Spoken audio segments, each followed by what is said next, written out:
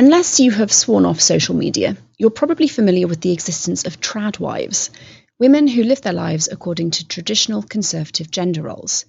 They often describe themselves as living biblically or having a biblical marriage, celebrating that they are subservient to their husbands. Today, Dr. Bart Ehrman provides insight into what the New Testament actually says about gender roles and marriage. Is this style of patriarchal living actually biblical? And how would women at the time have been expected to live? Welcome to Misquoting Jesus with Bart Ehrman, the only show where a 6-time New York Times best-selling author and world-renowned Bible scholar uncovers the many fascinating, little-known facts about the New Testament, the historical Jesus, and the rise of Christianity. I'm your host, Megan Lewis. Let's begin. Welcome back to Misquoting Jesus, everybody. Today we're going to be talking about what the Bible actually says about women, gender roles, and marriage. And we also have a little bit of news about what Bart is currently working on. And finally, we'll have some listeners' questions. Before we get to all of that, Bart, how are you doing today? Yeah, I'm doing well. I'm getting ready to make a trip up north to New Hampshire to see the grandkids. Oh, lovely. I'm way too young to have 6 grandchildren, but I do. And one of them is in their high school play that I'm going to, and the other another one of them is applying to colleges, and so Oh, wow. we'll have a lot to talk about. Yeah, Exciting times. Oh, that sounds like fun. Yeah. How are you doing? Yes, good. No plays for us. My eldest is going to be graduating this year, so we're kind of working out where she goes next and kind of next steps. So similar to kind of transition period, I think. Yeah, well, it's a difficult transition period, but it's a great one too, because possibilities open up, and it can be scary, but good luck. No, it'll be good. But gender roles today. So what experiences have you had with the Bible's view on gender roles? And is that something that was talked about while you were an evangelical? Oh boy, was it! we had very firm views about gender roles when I was an evangelical. No, we thought that the Bible was quite clear that women were to be submissive to men, and that the wife was to we didn't think that men had the right to abuse women. But we did at all. We were very, very much against anything like that. But we did think that the man was to be the authority figure, and that it was related to how Christians understood men, not only in relationship to women in their marriages, but also in the churches, that men were to be the authorities and women were not to be. So that when I went to Moody Bible Institute, which is a very conservative evangelical school, one of my close friends, a woman, was not allowed to take the preaching class that the men took, because she wanted to learn how to preach, and they said, no, you can't preach. And so that translated. So it affected a lot of things. It translated in a lot of areas, but including marriage, but also church life. So conservative Christians today, Protestants, Catholics, Orthodox, you use certain Bible passages to show that women should not be leaders in the church, as you just demonstrated. What are the main passages that get pulled out, and are there any problems with interpreting them in this manner? There are some key passages, and they tend to affirm both. In people's minds, they tend to affirm both women's roles in the churches and women's roles in the household. And so there are 2 passages in particular, I think, that at least we turn to. I think many conservative Christians continue to turn to as showing the relationship of men and women. And they're both allegedly written by the Apostle Paul. And one of the problems is going to be that scholars have argued that neither one is written by Paul. And so these are the passages, by the way, that when people tell me, as they still do, that they think Paul was a real misogynist and a first century misogynist, that these are the passages they have in mind. So the first one is in a letter that definitely was written by Paul, and it's 1 Corinthians chapter 14, verses 34 through 35. This is so 1 Corinthians is one of the undisputed Pauline letters. So that's established. And in the context of talking about the spiritual gifts in the church, how people are to speak in tongues and how they're to prophesy and how they're to use the gifts of healing and administration and teaching and stuff. In the context of that, he says, the women should keep silence in the churches, for they are not permitted to speak, but should be subordinate, as even the law says. If there's anything they desire to know, let them ask their husbands at home, for it is shameful for a woman to speak in church. So that's 1 Corinthians 14, verses 34 to 35, and it seems pretty clear. I was going to say that seems pretty unequivocal. Is that how the verse should be taken, that we should understand that women should not be participating in church life in this kind of role? Well, I think it is definitely saying that, but there are a couple of problems. One problem is that this does not say that women are not supposed to preach, or that women are not supposed to lead the Eucharist, or that women are not supposed to be a leadership in the church. This says women are not allowed to speak. Does anybody really take that literally? No, of course not. Women talk in church. You can go into a church building and talk if you're a woman. No, you're not allowed to speak. So they say, well, it doesn't really mean that. Well, okay. So it doesn't mean what it says. So if it doesn't mean what it says, that's fine. But the other problem is that scholars for a long time have recognized, there are debates about this. I'll say this. There are debates about it. But scholars have all recognized that there are reasons for thinking these two verses were not originally in 1 Corinthians 14, and that they weren't originally in Paul at all, but that they were added by a later author. Now, I need to differentiate between two things here. I am not saying that this is a textual change made by a scribe, because we don't have any manuscripts lacking the verses. So I'm not talking about a textual variant here. I'm talking about what scholars call an interpolation. An interpolation is when a scribe or a copyist added something to the text before any of our surviving manuscripts appeared. This does happen on occasion. It's harder to prove than a textual variant, because with a textual variant, you have two manuscripts, and one has the verse, one doesn't have the verse. And so you know that the scribe has added it. With an interpolation, you don't have that. What you have is a passage that really does not make sense in its context when you actually look at it, and it's hard to believe the author actually wrote it. I am definitely on that side, and I think my guess is the majority of scholars are on that side. There is, I'm sorry, I need to get in the weeds just for a second. You will be making lots of people very happy, by the way. We occasionally get people saying, I want more detail. So okay, well, enjoy. To get into the weeds here for a second, I had a very good friend who was a Pentecostal preacher and evangelist who is also a New Testament scholar, and some readers will know about him. His name was Gordon Fee. Fee. He and I wrote a book together, and we were very, very friendly. But he was a very serious Pentecostal preacher, but he was also like a high level New Testament textual critic, textual scholar. He did not think these verses were originally in the Bible, and he made a textual argument for it. This is where I'm getting into the weeds. These verses are found in every manuscript, but sometimes they don't occur after what is now verse 33. They occur what is after now verse 40 in some manuscripts. The reason that matters is because Gordon Fee argued in his commentary on 1 Corinthians that originally these were a marginal note that a scribe had written into a margin of a manuscript, and some subsequent scholars copying that manuscript weren't sure where he wanted them inserted. And so some stuck them after verse 32, most of them did, and others stuck them after verse 40. So Gordon took that as textual evidence that, in fact, it's a textual variant that scribes added, because it makes best sense as a marginal note because of its relocation. So that's pretty interesting. And it came from somebody who had a pretty traditional view of Christianity. He was a conservative evangelical. But so that part's interesting.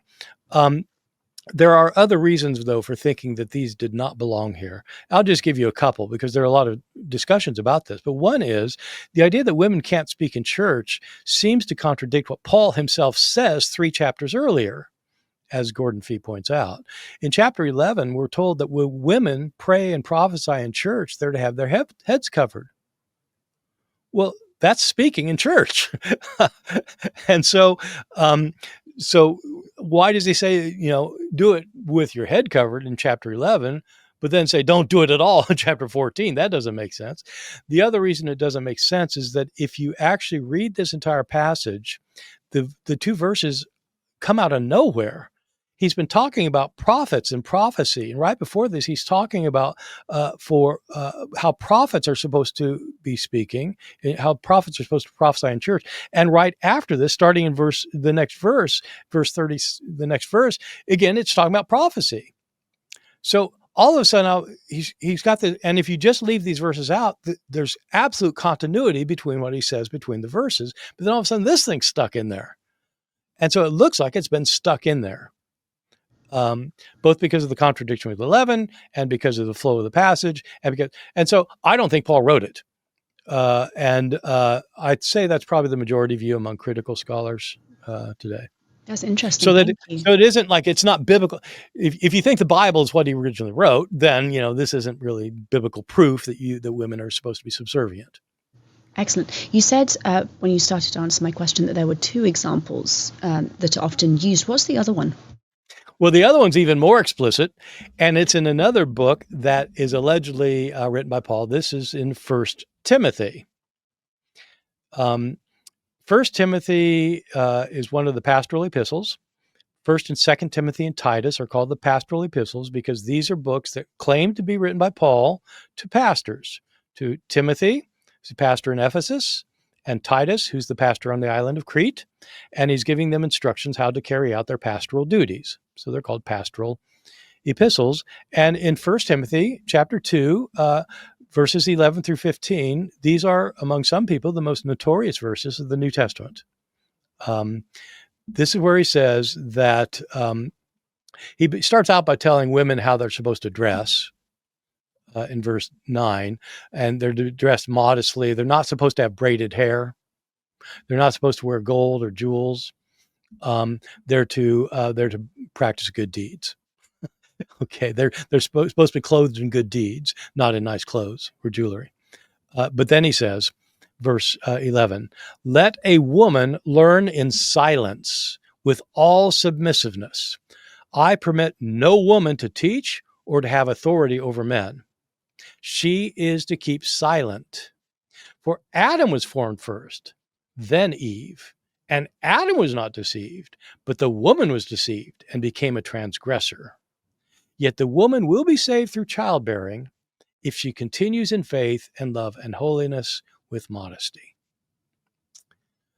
Okay, there it is. There we go. And the thing about this particular verse is that in some of Paul's language about women in 1 Corinthians, apart from the 2 verses I read, are talked about by people saying, well, yeah, but he's talking about that situation, and it's that historical situation. That's why he says these things. In this verse, this author tells us why he says these things. It has nothing to do with a particular historical situation. It has nothing to do with a cultural understanding of things. It has to do with the nature of creation. Women were made subservient. Adam was made first, then Eve. Eve in the book of Genesis in chapter 2 is made as his helper.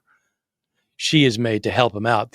First God makes all the animals to help him out. That doesn't seem to work very well. So then he makes the woman to help him out. And so he's pointing out, look, women came second. She came as the helper of men, so she's to be submissive. Adam was formed first, then Eve. And then he goes on to point out that in the Garden of Eden in Genesis 3, Adam's not the one who was deceived by the devil. Eve was the one who was deceived by the devil, and then she led Adam astray. What happens when you allow women to exercise authority over men? They get deceived by the devil, and they lead their men astray. That's what happens. It's always happened, and that's why women have to be submissive to men. And then he goes on to grant that they can be saved by having children if they continue on in modesty. So this is, I mean, it's very much a, keep them barefoot and pregnant kind of passage. Does this one have problems with it also? Boy, does it. That's a loaded. I'd say. Well, several things to say. One is that, I mean, the main thing is that there are very good reasons, even apart from this passage, in fact, completely apart from this passage, very good reasons for thinking Paul did not write 1 Timothy. Or 2 Timothy or Titus. These pastoral epistles are not among the undisputed Pauline letters. These are letters that since the 19th century scholars have adduced very solid reasons for thinking Paul did not write. This is not a 100% consensus among critical scholars, but it's way up there as one of those things that critical scholars are really convinced by for a wide range of reasons. I talk about how we know which books Paul wrote. We have 13 in the New Testament claim to be written by him. We have a bunch from outside the New Testament that claim to be written by him, and you have to determine which ones did he really write. And the reasons for this one are really solid, that Paul did not write it. So this would not represent Paul's views. That's one thing. But people could say, well, look, it's still in the Bible. Yeah, it's still in the Bible. It not only the book itself clearly wasn't written by Paul. This passage is clearly different from what Paul himself says elsewhere, where Paul actually has a high evaluation of women and allows them to exercise official roles in his churches. And here, no. So, I think it's highly problematic, both because it. I mean, how do you, what would misogyny be if it wouldn't be telling women that they're deceived by the devil the whole time and lead men astray? I mean, what? So, yeah, it's problematic.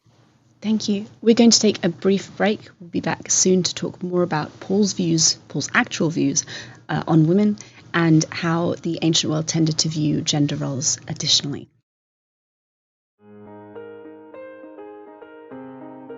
It's not every day we announce something this big. Hello, Misquoting Jesus fans. It's Megan, and I've got some big news to share with you today. After more than 3 years of creating world-class courses on the historical Jesus, the New Testament, and early Christianity, we're turning the page. Literally. We've officially changed our name from Bart Ehrman Courses to Paths in Biblical Studies. This name change marks a big moment in our growth. What started as a platform centered on Bart's expertise has grown into a collaborative effort, now featuring some of the top scholars in the field. It's no longer a one-person endeavour.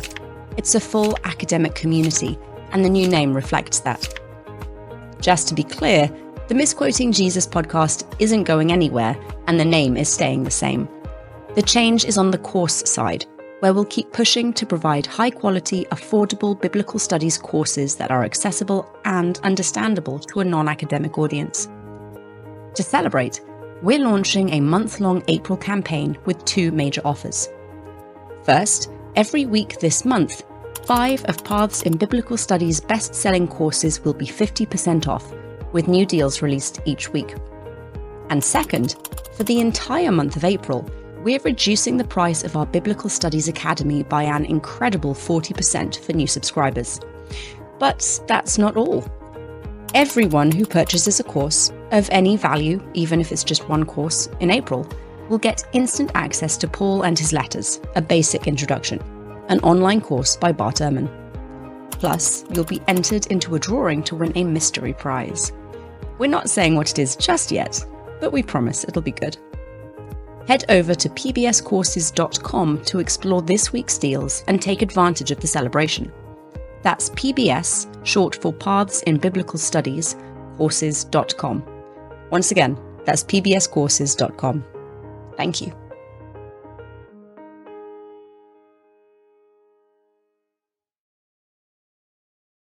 So, welcome back. Before the break, we were talking a bit about the passages that are often used by modern conservative Christians to justify a patriarchal view of society. And you mentioned earlier, Bart, that Paul is often described as being a misogynist, using those two passages from Corinthians and Timothy. And given the problems that you gave with those passages, do you think that the identity or the identification of Paul as a misogynist still stands, or do you think that's something that we can probably do away with? So I think it's a very complicated question. You know, in my my New Testament classes at Chapel Hill, I have all of my students. They are organized when I'm not giving lectures. They have small group discussions, like 20 people, and in those small group recitation groups, we call them, they each have to participate in a debate during the semester. And one of the debates that I used to do was resolved. The Apostle Paul was a misogynist.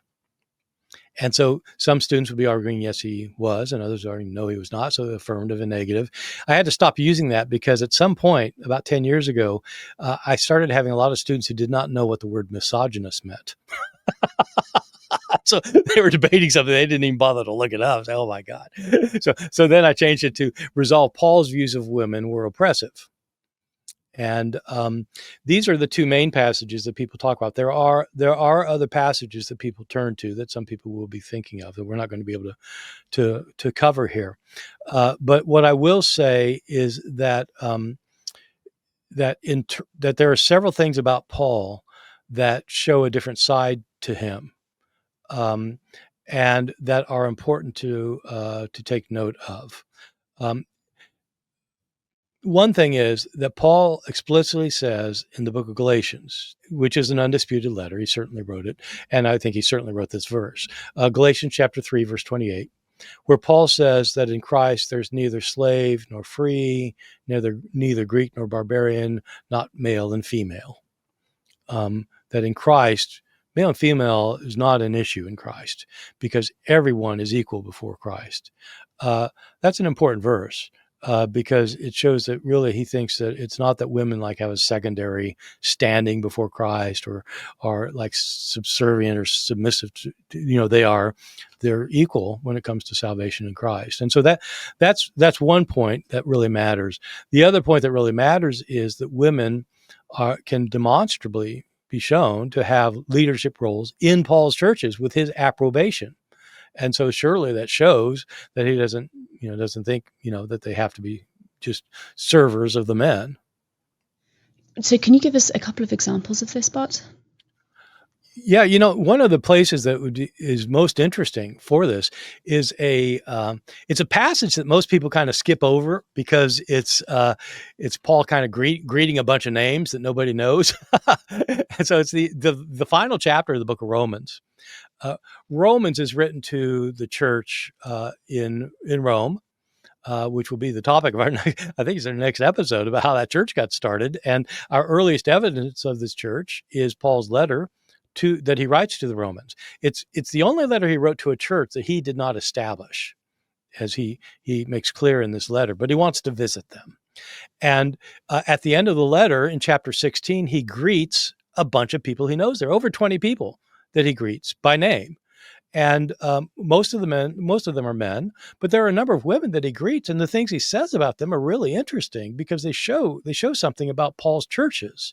For one thing, he indicates in chapter 16, verse 1, that a woman named Phoebe is a deacon of a local church in a church in a local town, Centuria, near Corinth, and that she's a deacon there.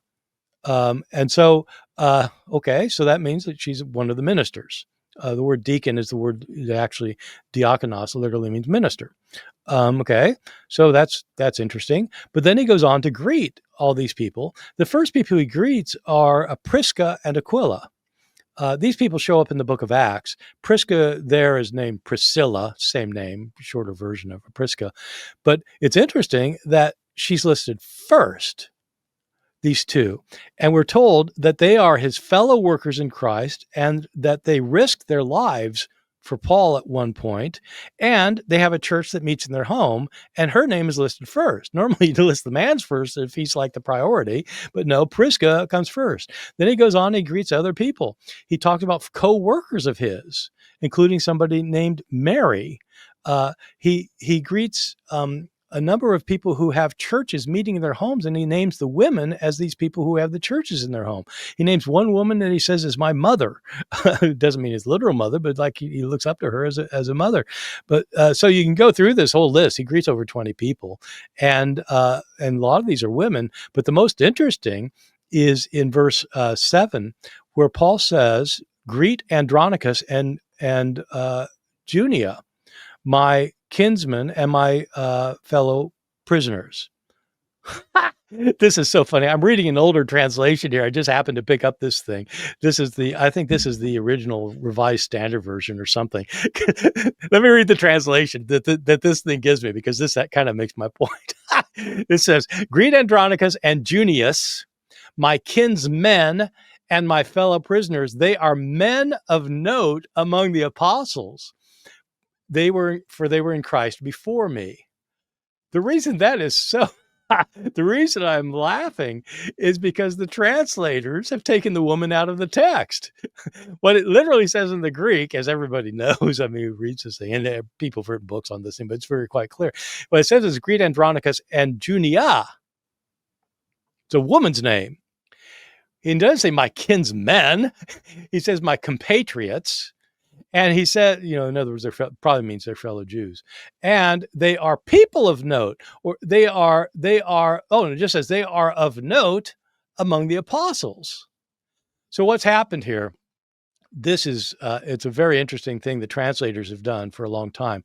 They take this woman's name Junia, and they make it a man's name, Junius, which would be a male name.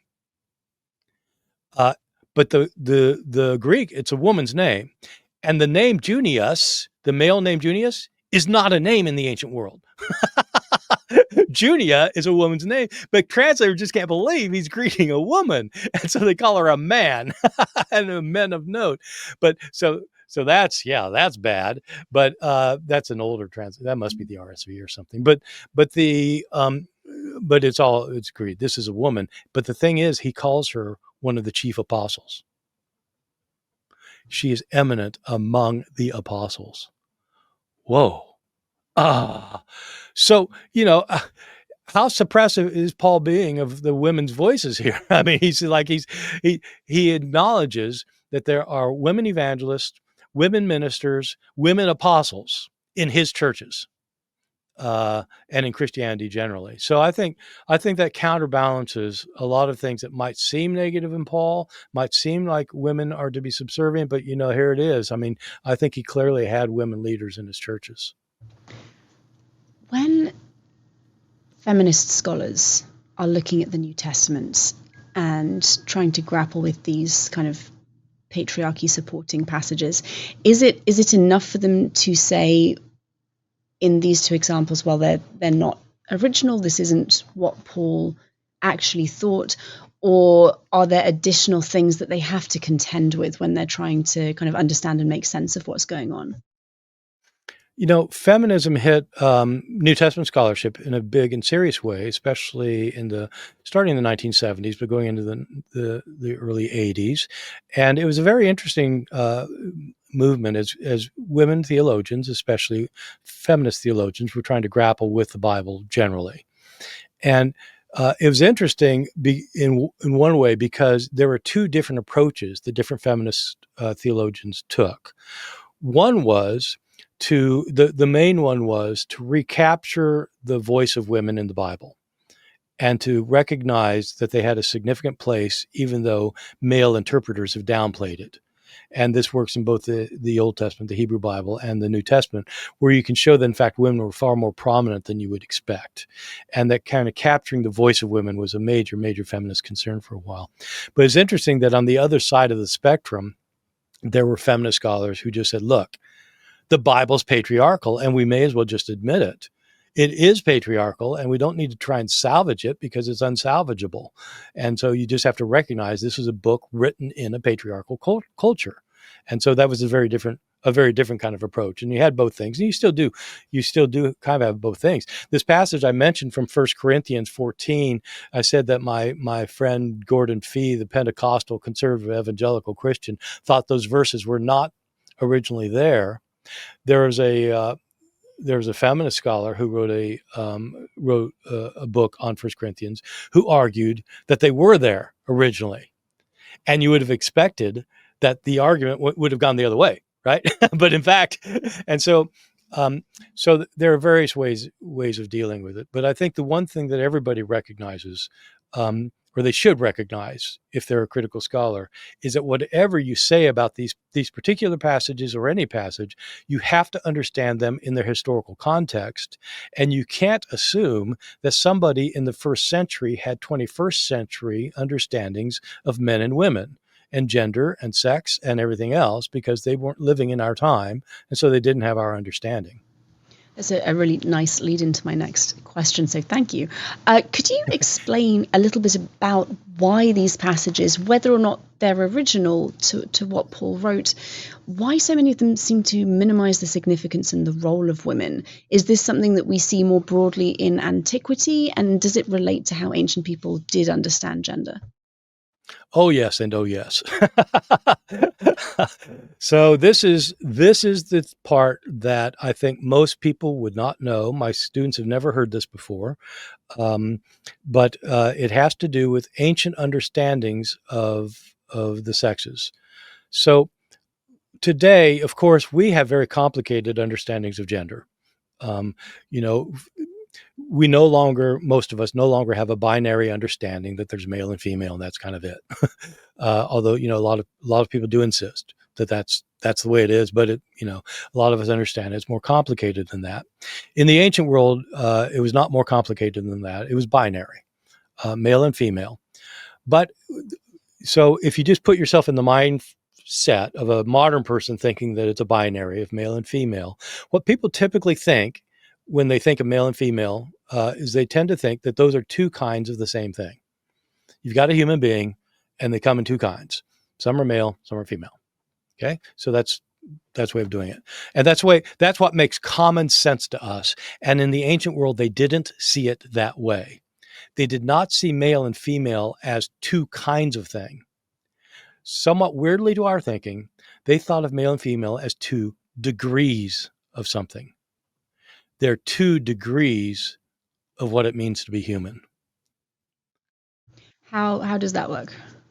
Yeah, yeah, right. How does that work? So the way I try to explain it to my students is I explain to them that in ancient understandings, life goes along a kind of progression line. Like you've got, so like suppose you're drawing a line, like a horizontal line. It looks like a timeline. So it goes from left to right. And on the far left this is the line of life rather than the line of time. And so on the far left are things that are not alive at all. You know, so rocks, things that are inanimate. Okay, they're at one side, and at the other side are the things that are the most significant, biggest, fulfilling, living things there are, the gods. Okay, so but they're transitional stages. So when you go from rocks, you're moving toward more and more life. You have plants, for example. Okay, so you got a rose bush, which is more alive than the rock is. But not Okay, as alive and as a from god. not as life as a god. Yeah. And from the plants, you move up into animals, and so you have all kinds of animals. And some animals, seem more like us than other animals do, and because there are progressions. And so a slug doesn't have as much life as like a monkey does, or something like that. And so there are timelines, and there are these lines, and it gets more and more life as it goes along. Humans are further along on the lifeline than are either plants or any animals. We're far superior to animals, but there's progression within the human side too. It's all transitioning into something else, and women are not as far along as men on this line. Men are understood to be the perfect humans, and women are imperfect humans. And after men come the gods. So the way it works out is that um, ancient people who talk about this talk about women being imperfect men, and they talk about this in physiological terms. This you can find this in a range of authors. This is not like weird marginal stuff. This is central stuff in the ancient world. We have ancient medical writers who talk about it. We have we have gynecologists, ancient gynecologists who talk about it. We have philosophers who talk about it. It's just embedded in all sorts of kinds of literature, even things we would call fiction, this idea that women are imperfect men. And what they mean by that is that physiologically, women are literally the weaker sex. Their muscles haven't developed as men's have. Their voices haven't deepened. Their lungs haven't developed sufficiently enough. Their penises have not grown. They literally thought that we have medical writings that talk about how the women's vagina is an inverted penis, and if you just kind of look at a picture, it kind of looks that way, and the penis hadn't grown out, and for men it has, and so men are the superior form of human, and superior to men are the gods, and so it's this kind of line, this line of life. And this had huge implications for almost everything, in part because of a separate but related issue, which is the understanding of power in the ancient world and who was to make decisions, who was to dominate whom. And throughout all of Greek and Roman antiquity, and probably, I suppose, most every culture, it was thought that those who had greater power were to dominate those with lesser power, and that this was not a moral problem. And so that's why you read all these texts, whether you're reading Greek histories or the Hebrew Bible or whatever, Roman history, whatever period, any place. If you've got a city or an empire that's more powerful than another, there's not a moral problem with destroying the other empire. Like if you've got a city that's more powerful than this other city, you're within your rights to kill all their soldiers and to take all their women as slaves. And this is not a moral problem because that's what you do. That's what the powerful do. And so it plays out in every way, not just politically, but socially, economically. The rich are to dominate the poor. Masters are to dominate slaves. There were no moral problems with slavery, even in the Bible. Just everybody assumed that the more powerful dominate, so slaves are to be submissive. But it applies to gender relations because women are naturally to be dominated by men. And that applies economically, socially, politically, culturally, physically. A woman is owned by her father and then is owned by her husband and is to be subservient, submissive to the one who owns her.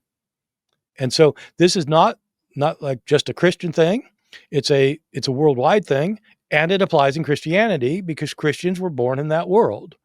And so they naturally had these views. This is the view they had. And so that's why you get these passages in the Bible that are adopting that point of view without even thinking about it. Do we see anything in the New Testament that runs counter to this? Anything kind of questioning or challenging the status quo, or is it more just this is the way that things are and we're just going to carry on? Yeah, the thing is they wouldn't ever quite say this is the way things are and we have to carry on because it wouldn't even occur to them that it'd be some other way. I mean, it's like, well, of course. But there are things that suggest that both Jesus and Paul and others were adopting a different view. Jesus himself in the Gospels has a lot more contact with women than you would expect of a rabbi in the first century. He converses with women. He travels with women. Women support him financially. This is independently attested in a number of our different sources that Jesus, he touches women in public. He has conversations. He actually has discussions, intelligent discussions with them in public. And this is, it seems to be significant because this is, at least it's showing that the early Christians had no problem with thinking that women were very important in the ministry of Jesus. And that would be unusual, I would say. There were some Greek philosophical schools that did think that there should be equality, and it may be that Jesus is more like those things, possibly. In Stoicism, for example, there was some thought about this, or in cynicism. And then with Paul, as I said, he says that men and women are equal in Christ. I mean, and he has women who are in active roles. And so it's a question of whether there's a kind of the beginning of a breakdown of this cultural assumption of the inferiority of women within the earliest Christian movement. It's debated, and it's really worthy of debate because it looks like in the early stages of the Jesus movement and then within the churches, women had a more prominent role than they had later. In the New Testament more broadly, do we see a questioning of this natural domination of the weak by the more powerful that would be linked to this understanding of gender? We have mixed messages in the New Testament, and we do have mixed messages in Paul as well. But in the New Testament, I mean, the New Testament ends with the book of Revelation, which is all about how the powerful are to dominate. The issue in the book of Revelation is not that it's wrong for might to make right. The problem is that the wrong people have the might. And so the Romans are the ones with the power, and that's what's not fair. The Christian should have the power, and when they have it, and when God asserts his power, he wipes out everybody else. And so it's clearly a theology of dominance. But it does run contrary to the teachings of Jesus. Jesus emphasizes that people are not to dominate others. This is a new paradigm. He says that people are to serve others rather than be served. He says that people should have the power of a young child. In other words, no power. People are not to dominate like the Gentiles do. They are to serve one another. And so it ends up, Jesus tries to shift the paradigm away from an understanding of domination and the right of domination to the understanding of the need for service. So it's a ideological shift from domination to service. I'll say it's an ideological shift that has not always caught on in Christianity. And throughout history, we mentioned at one point, we've talked about things like, the Crusades or pogroms against Jews or, all sorts of things. But today, there are a lot of Christians who just are all out for the power and want to assert their power. And they can do that if they want, but don't tell me you're following the teachings of Jesus because you're not. Jesus taught service and subservience. He did not teach domination. Yeah, but if I'm like that, they'll walk all over me. Yeah, that's right. They'll crucify you. That's what happens. So if you want to be a follower of Jesus, be a follower of Jesus. If you don't want to be, that's okay. Just don't tell me you are one. Sorry, I got my soapbox there. No, I love it. It's perfect. So if I'm understanding correctly, then Jesus and Paul seem to have had a more generous, possibly even liberating view of women. As you've just mentioned, that's obviously not carried through very successfully into modern Christianity. How and why was this changed by later writers? Well, it definitely was changed so that by the second century, this was not the dominant view. It actually looks like there are two trajectories that come off of the teachings of Jesus and the churches of Paul. One trajectory is more liberating in its understanding of women, and that goes into the second century, where we start getting stories of women followers of Paul or women disciples who are exercising roles that would normally be preserved for men.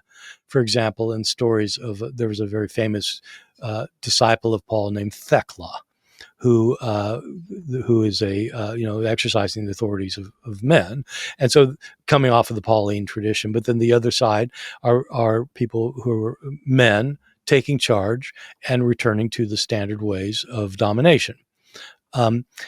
So there are lots of there's a lot of scholarship on this. A lot of people have written about it. A lot of different understandings of it. One view that I've always found attractive to explain the shift away from the more open view toward women of giving them a voice. One view that I found attractive deals with the nature of the early Christian church. The church, as I mentioned earlier, just in passing, that there were women in Rome who had churches meeting in their houses. We don't have church buildings for a couple hundred years, so people would meet in private homes. The deal is that when we talk about women being subservient to men, what that really means is that men in the Greek, the Roman worlds, the Jewish world were understood to be public figures. They had the political power, the economic power, the social power, the cultural power. They're the ones who voted. They're the ones who decided. They're the ones who ran things. But the women did have a domain, and the domain was their home. And in the home, the woman ran the show. She made the decisions about finances. I mean, if the husband overruled her, he'd overrule her. But the woman had to run the budget. She had to run the household, had to organize the slaves, had to organize the servants, had to organize the children, had to educate the children. This is where she had her authority, in the home. And it's interesting that the early Christian churches met in homes where the women had the authority. And so one theory that I rather like is that when the churches were small and meeting in homes, women had more prominent roles because this was their domain. But what ended up happening is the church grew and outgrew the houses and became more of a public thing. That was the man's domain. And because of the natural growth of the church and the understanding of the different domains, men started taking over then and insisting that they're the ones who are going to take charge, because this is now in their domain. And, the church grew pretty quickly and into the second century. By the second century, it looks like it's a pretty done deal. You don't get women bishops of churches or anything in the second century, or women being called apostles or such. They were serving the men in the churches. That is about all we have time for today, but thank you so much, Bart. This was absolutely fascinating. We are going to now go to a very brief update of what is going on in Bart's world. Welcome to our upcoming highlights and events segment, where we catch up on Bart's courses, community updates, and all the latest news from the Biblical Studies Academy and beyond.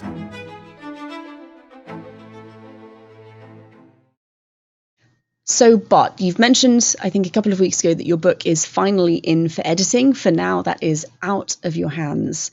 So my question is, what are you working on? Because I don't think you're a man who tends to stand idle. I do not.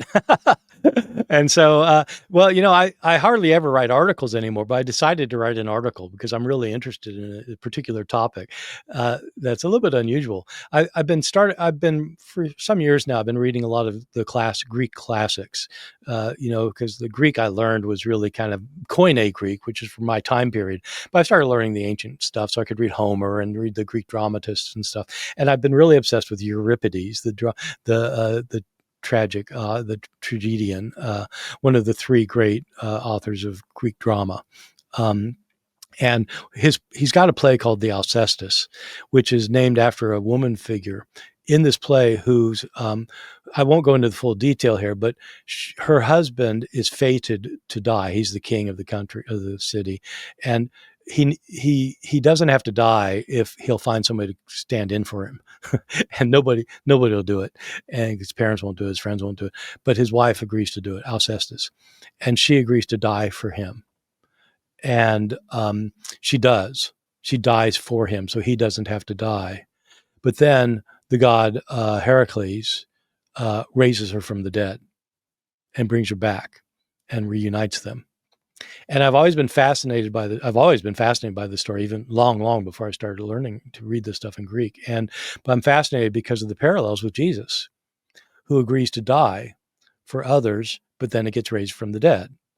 And so I'm writing an article talking about the parallels between what's happening in this play. Euripides, his main plays that are performed these days are things like Medea and things, which are also fantastic. But this one, not as much, but I think it's really interesting, the parallels between the two, because they show both similarities and differences in Greek and Christian ways of understanding things. That's really interesting. We've kind of touched briefly on a couple of the similarities just in your description. What are some of the differences you found? Well, for one thing, in the Greek and Roman worlds, so I'll just say this is related to the book I just wrote about how Jesus' ethics changed our moral conscience. Because in the Christian tradition, you're supposed to be giving of yourself, serving others, as we were saying earlier, being altruistic toward everyone, even strangers. people you don't even know.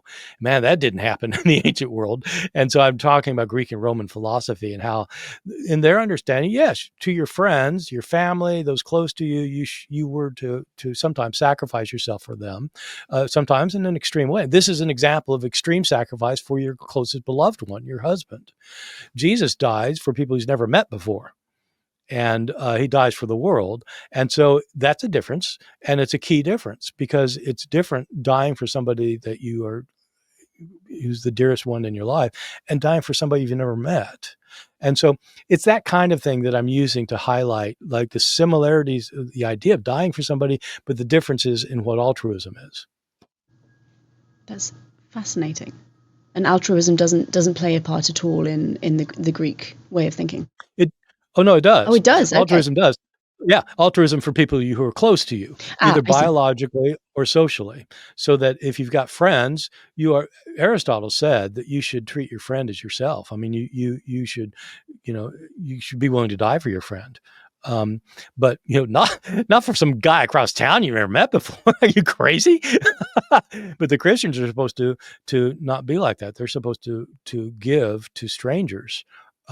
That's why when we hear of a disaster today, LA fires or the Hurricane Helene or some disaster overseas, we feel like we ought to donate some money or help out, relief.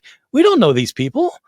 And, we're never going to know them. If we did know them, we may not even like them, but we still feel like we ought to give some money or to do something. We feel that way, and sometimes we do it. They didn't feel that way in the ancient world. Why do we feel that way then? Well, my book tries to explain that, and that really, people don't believe me when I tell them, but I try and prove it in my book. It goes back to the teachings of Jesus, which are rooted in the teachings of Judaism. Absolutely rooted in the teachings of Judaism, but different. Oh, interesting. I read a lot of Greek tragedy in high school and college, and it was nice hearing about it again. Thank you. And we will be, I'm sure, talking more about your book next year when it's closer to publication. We are going to now have some audience questions. Now it's time for Questions from Listeners, where Bart answers real questions submitted by Misquoting Jesus fans. If you'd like to submit a question for future segments, please visit bartehrman.com/askbart. All right, we have some great questions, and the first one, most appropriately, is about your books. The questioner says, I am impressed by the number and range of books you have published, both for scholars and the general public. I wonder if you could recommend an appropriate sequence for reading them. I realize your answer may depend on a reader's background and specific interest, but are some of your books better appreciated after having read another one? So I'll tell you, I actually have an answer to this that I would not have given a month ago. And so, Megan, this is actually kind of funny because I listen to our podcasts every Tuesday morning when they come out just to make sure I didn't say something truly stupid as opposed to generally stupid. And maybe 2 weeks ago, I was listening to the podcast, and the podcast ended, and I guess I was doing an Audible or something. And I didn't have time to turn it off. I was in Bill something, and so something else came up. And what came up was my Audible book. An Audible book of mine, Jesus Interrupted. And I've never listened to that book. I'm not sure I've ever read it again. And I decided, I'll just listen to this for a little bit. I started listening. I said, oh my God, that is like so clear. How come I'm not so clear anymore? I used to be, wow. I ended up listening to the whole thing. It's like, and it's summarized so much of what I think about things, about so many of my other books. Many of my other books are actually taking like a section from that book and developing it into a book. But if you want the kind of like as clear as I can possibly make something, expression of the things that are really important about understanding the New Testament, Jesus Interrupted. I'm not sure I've ever recommended it. I just thought, okay, that's one of the books I wrote. But man, I was really so yeah, I'd say Jesus Interrupted to start with. And then there are a lot of topics in that book that I deal with in book length things, like forgeries or the historical Jesus or whatever, lots of things. And you can then move to other books based on that. Excellent. Thank you. Good advice. The next questioner said, I just listened to your latest episode on whether Paul hated Jews. Of not our latest episode currently, but anyway, when the question was submitted, it was the latest episode. You said that Jews didn't accept Jesus, but I thought he was recognized as a prophet, if not the Messiah. What does Judaism accept or reject of Jesus' message, and how is that different from Christianity? Well, one of the things I said in the episode was that, there are Jews and there are Jews. And so it's not that, there's a standard thing. What I would say is that most Jews who do not consider themselves Christian may understand Jesus to be a great ethical teacher. Most today would say that he's a Jewish ethical teacher, and that people like Paul changed his message into something else and changed it into Christianity. I disagree that Paul's the one who did it, but Paul's certainly the one who popularized this kind of view of that. And the view is that Jesus' death and resurrection are what bring salvation. What Jews reject is that, as a rule. They do not think that the death and resurrection of Jesus are what put you into a right standing before God. They don't think that God rescinded his law. They don't think that God changed his mind. They think that they are the chosen people and that that God gave them the Torah, etc. These are religious Jews. I mean, a lot of Jews are atheists, or don't believe anything. But this is traditional Judaism, and so the difference between Jews who follow Jesus and Jews who don't follow Jesus are that following Jesus means not just keeping his teachings, his ethics, but believing that his death and resurrection were from God to bring salvation to the world. Excellent. Thank you very much. Third question. I think I have read, that the author of Matthew's Gospel aimed, at least in part, to Judaize Mark's Gospel, which was more Gentile in tone. If that's true, then I would assume that the author of Matthew was a Jew. So I wonder why the author of Matthew used the mistranslation of Alma to fabricate a virgin birth narrative when he should have been familiar with the Hebrew Bible and thereby the correct meaning of the word. What are your thoughts? Wow, that's a complicated question. Because it wasn't where I was expecting him to go. I'm not sure I would say that Matthew Judaized Mark. Mark still talks about Jesus as the fulfillment of Scripture. Starts off with John the Baptist, who's fulfilling Scripture. Mark is very much that way. I would say that Matthew goes farther along that line, but I don't think that he's taking something that is non-Jewish and making it Jewish. I don't think I'd put it that way. I don't know that Matthew was Jewish. I don't think that emphasizing the importance of the Jewish law necessarily makes somebody Jewish. In Paul's letter to the Galatians, he is attacking his enemies who insist that the followers in Galatia, the Christians in Galatia, have to be circumcised. These are people who continue insisting that the law has to be followed. But Paul gives indications that they started out as Gentiles. So, if you have a Gentile who converts to a Jewish form of Christianity, they often become far more evangelistic about that and militant about it than people who are raised Jewish, who may not have as big of a deal about it. So I'm not sure that Matthew himself is a Jew. He may have been a Jew. But if the question is, why does he change Alma into something? So I need to explain that one for a second, because it won't make sense to most people, probably. The questioner is asking about the passage in the Gospel of Matthew, where Jesus is born of a virgin in order to fulfill what was spoken of by the prophet Isaiah, that a virgin shall conceive and bear a son, and you shall call his name Emmanuel. Matthew says that's why Mary was a virgin, to fulfill this prophecy that's found in Isaiah chapter 7, verse 14. But the questioner is pointing out that the verse originally in Hebrew did not say a virgin shall conceive. It originally said a young woman. And it actually says, he doesn't point this out, but it says a young woman has conceived, is what the Hebrew says of Isaiah 7:14. The word is used as Alma, which means young woman. It does not necessarily mean virgin. There is a different Hebrew word, Bethula, which does mean virgin. And that's not what Isaiah uses. So this questioner is saying, why did Matthew, a Jew, intentionally misquote the Hebrew Old Testament in order to make it a virgin? So I'm not conceding that he was a Jew to begin with, but he may have been. He absolutely may have been. Even if he was a Jew, though, he wasn't reading the Old Testament in Hebrew.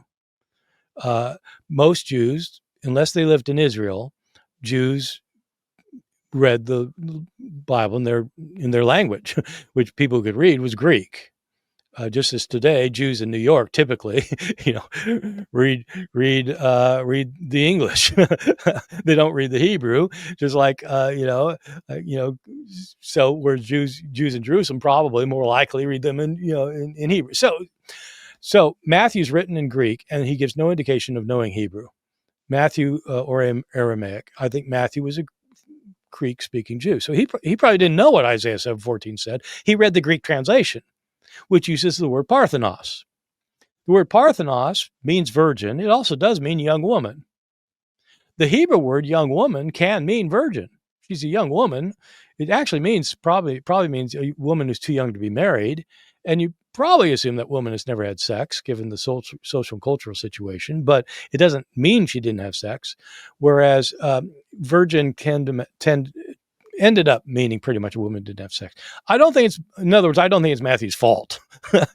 And obviously I'm not a Christian apologist trying to defend early Christian authors. I think he's reading the Greek Old Testament, and he reads Parthenos and he understands it to mean virgin. Thank you. Okay, final question. What is your opinion of John M. Allegro's translation of the Dead Sea Scrolls?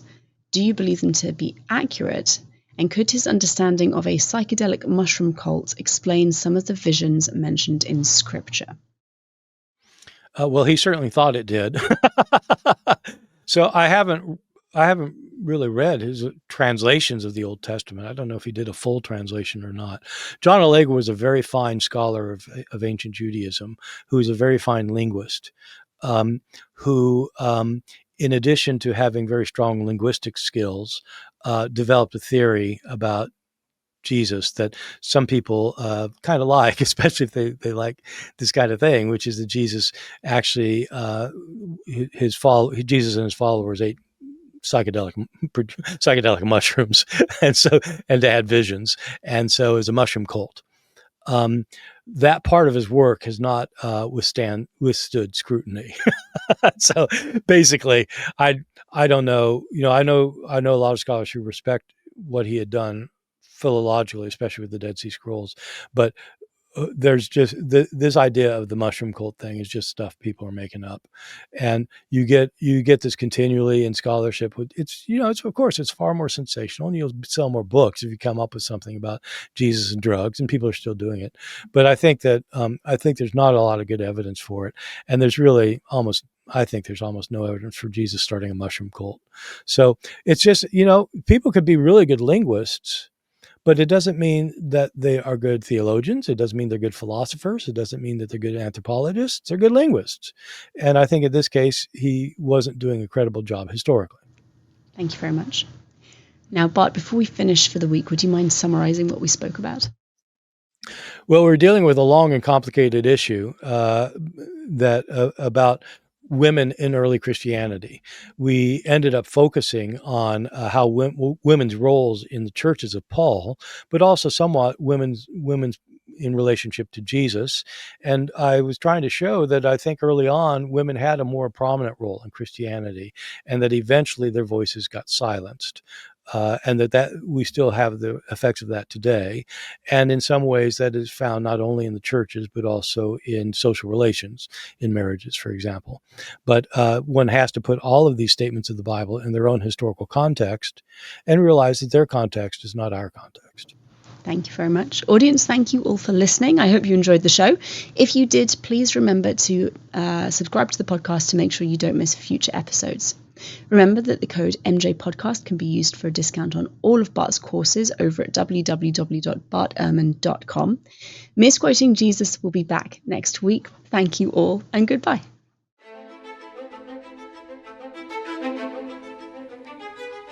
This has been an episode of Misquoting Jesus with Bart Ehrman. We'll be back with a new episode next Tuesday, so please be sure to subscribe to our show for free on your favourite podcast listening app or on Bart Ehrman's YouTube channel so you don't miss out. From Bart Ehrman and myself, Megan Lewis, thank you for joining us.